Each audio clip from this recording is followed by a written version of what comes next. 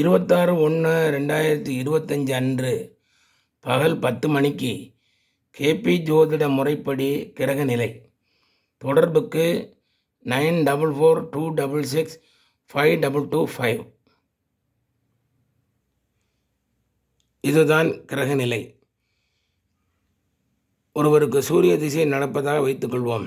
சூரிய திசை, சூரிய புத்தி, சூரிய நந்திரம் எதுவானாலும் நடக்கிறதாக வைத்துக்கொள்வோம்.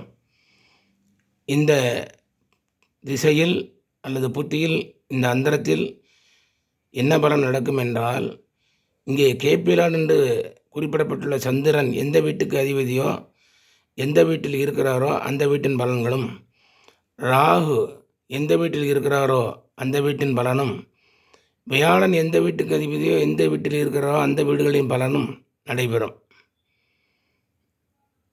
அவரவர் ஜாதகப்படி பார்த்து கொள்ளலாம். இதேபோல்தான் சந்திரன், செவ்வாய், புதன்.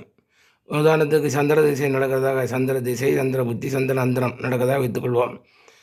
இந்த சந்திர திசை, சந்திர புத்தி, சந்திரன் அந்தரத்தில் கேது எந்த வீட்டில் இருக்கிறாரோ, கேபிலாடாகிய கேது எந்த வீட்டில் இருக்கிறாரோ அந்த வீட்டின் பலனும், சப்லாட் என்று சொல்லப்படுகிற சுக்கிரன் எந்த வீட்டிற்கு அதிபதியோ எந்த வீட்டில் இருக்கிறாரோ அந்த வீடுகளின் பலனும், சப்லாட் என்று சொல்லப்படுகிற சுக்கிரன் எந்த வீட்டுக்கு அதிபதியோ எந்த வீடுகள் இருக்கிறாரோ அந்த வீடுகளின் பலனும் நடக்கும்.